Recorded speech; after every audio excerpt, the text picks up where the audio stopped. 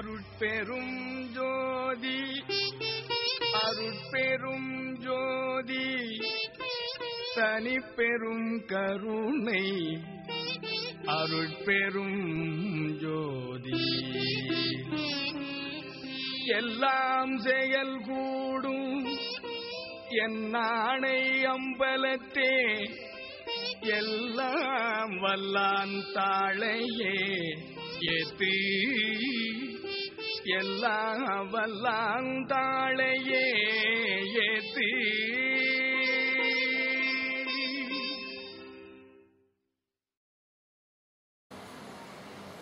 பெருமானுடைய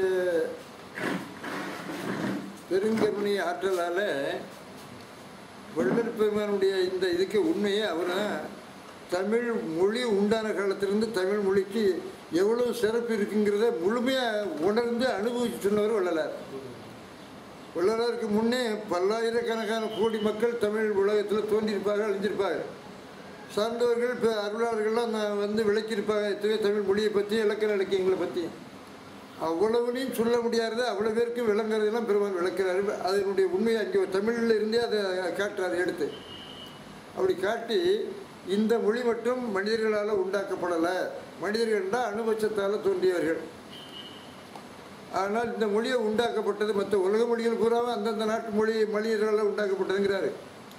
இந்த மொழி மட்டும்தான் அனுபட்சத்தால் சாதாரண ஆண் பெண் உறவுகளை பிறந்தவர்கள் உண்டாக்கப்படலை, சம்புபட்சத்தால் சத்திய ஞானிகளுடைய அருள்வாக்கால் தோன்றியவர்கள் உருவாக்கின பிரணவ மொழிங்கிறார். பிரணவம் என்று சொன்னால் அகர உகர மகரம் மூணும் சேர்ந்தா பிரணவம். அது ஓம். ஓம்ங்கிறது பிரணவம். இந்த மொழியில் இந்த ஓம்ங்கிறது என்ன ஆதாரத்தில் அகர உகர மகரம் அதில் கலந்துருக்கு அப்படின்ட்டு பெருமாள் அதை அனுபவித்து விளக்காராக இருப்பவள்.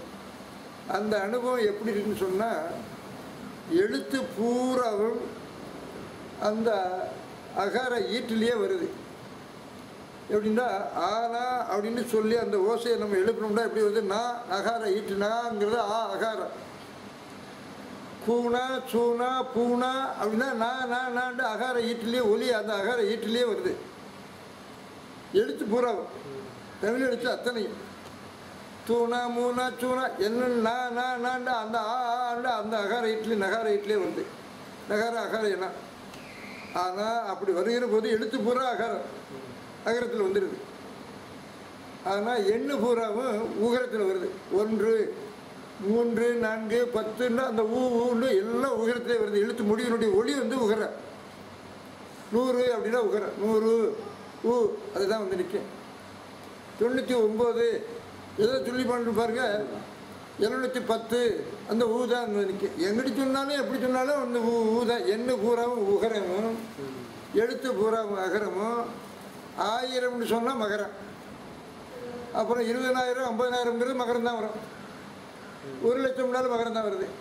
ஆனால் இப்படி எண்ணுகள் பூராவும் மகரத்துலேயும் எழுத்து பூராவும் அகரத்துலேயும் எண்ணு பூராவும் உகரத்துலேயும் 1000க்கு மேலே போகிறது சகசிராரத்தை கடக்கிற போது மகரத்துலேயும் வர்ற மொழி.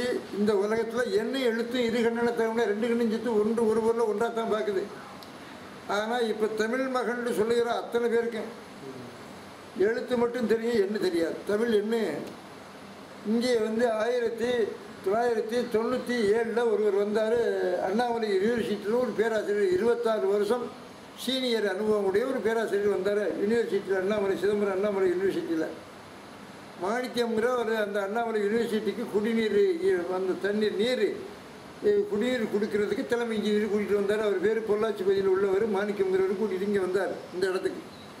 அப்போ இந்த வீட்டில் இங்கே வந்து இது போட்டோம், கூரை விட்டுருச்சு அந்த பக்கத்தில். இது மொன்று தான் கட்டியிருந்துச்சு. அங்கே வந்து உட்காந்து ஐயா மாதவ் ஜோதியை பார்த்துட்டு உங்கள்கிட்ட இந்த சகா கல்வியை கேட்டு பதியணும்னு வந்திருக்கேன். அந்த இன்ஜினியர் அந்த தத்துவ பேராசிரியர் 26 வருஷம் தத்துவ பேராசிரியர் யூனிவர்சிட்டி பேராசிரியர் சொல்கிறார்.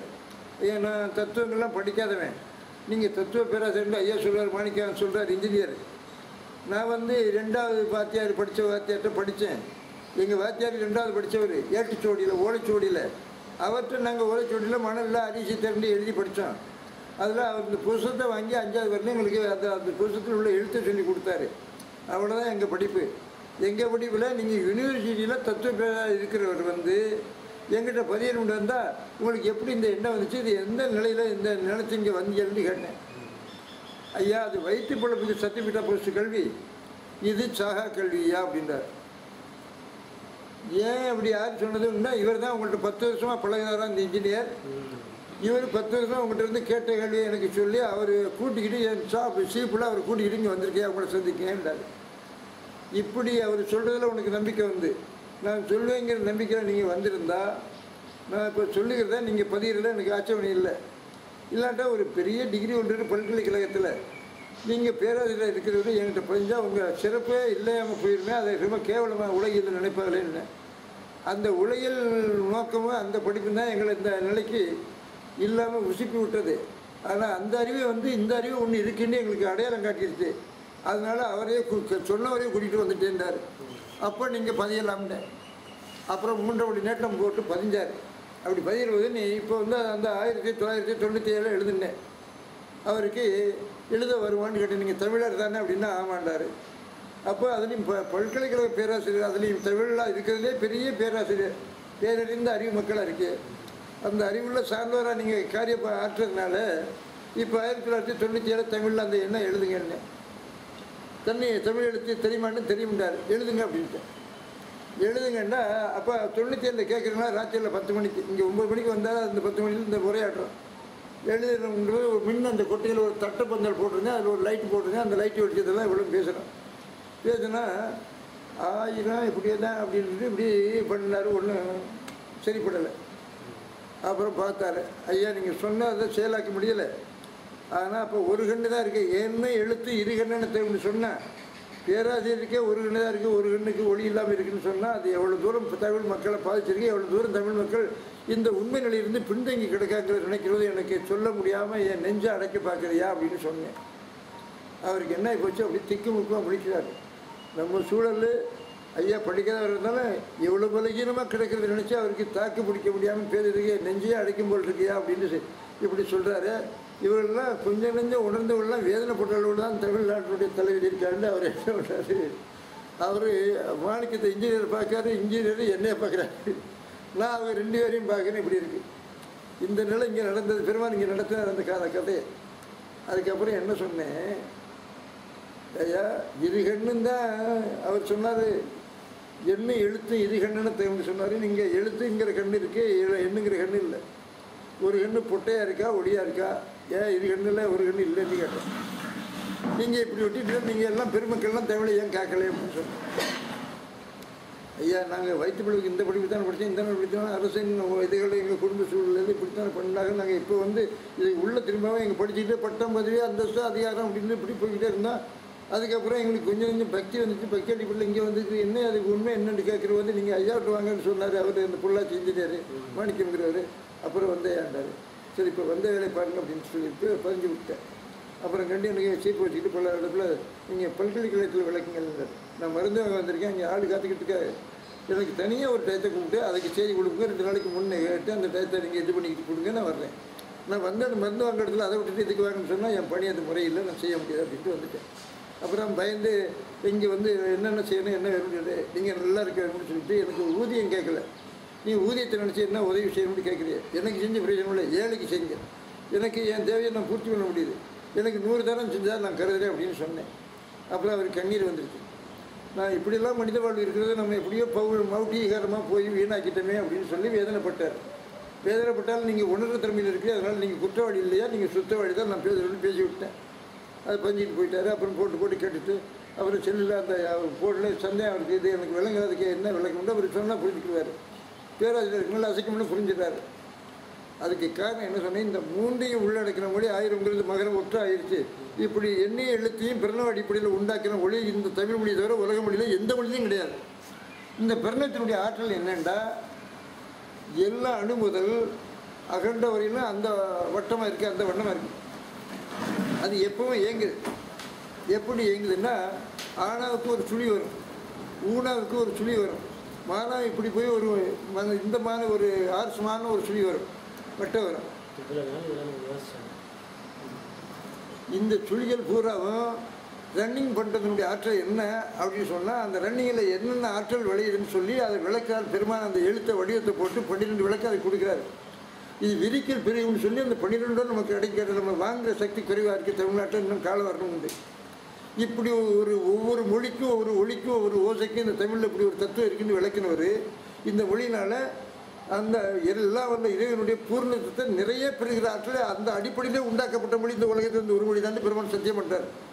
மற்ற மொழிகளில் என்னென்ன குற்றம் இருக்குங்கிறதையும் எக்ஸ்ரே எடுத்து காட்டுற மாதிரி அதையும் காட்டுறாரு. அது தெரியாமல் இது மட்டும் சுயமாக அந்த சுய மொழி பற்றில் சொல்லாதாக வந்துடுங்கிறதுக்காக அதனுடைய வீக்னஸை காட்டி இதனுடைய வலிமை என்ன எந்த அளவில் இருக்குங்கிறத இறைமையை நேரடியாக உறவு பண்ணி வளர்கிறதுக்கு உள்ள மொழி இந்த மொழிங்கிறதுக்கு ஆதாரம் காட்டுறாரு. இப்படி காட்டும் மொழி தமிழ் உண்டானதுலேருந்து வள்ளலாரை தவிர யாரும் அந்த ஆதாரம் காட்டல, வேறு இலக்கண இலக்கத்தை காட்டியிருக்காங்க. அது புறப்போயின்னு தூக்கி எறிஞ்சார் வள்ளலார். இலக்கணம் அத்தனையும் பழி இருக்கின்றார். ஆனால் இவர் வர்ற இடத்துக்கு எவனும் அகத்தியன்னு வர முடியல, அவன் பாட்டுன்னு வர முடியல. ஆண்டவராக இருந்தாலும் இன்னும் பழையபடி இவர்கிட்ட தான் படிக்க வேண்டியிருக்கு. இப்படி நிலையில் இவர் விளக்கினதை இந்த நாடு இன்னும் அனுபவிக்க தெரியல. தானும் இப்படி இருக்குன்னு வெளியில் போய் பரப்பும் முன் வரல. அதனால் எல்லா நிலையிலையும் பின்தங்கி இருக்கிற பார்த்தா இன்னும் இதுக்கு மேலே இதெல்லாம் கொஞ்சம் உள்ளே உணர்ந்தனா இருதயமே வெடிச்சுன்னு போயிருக்கு.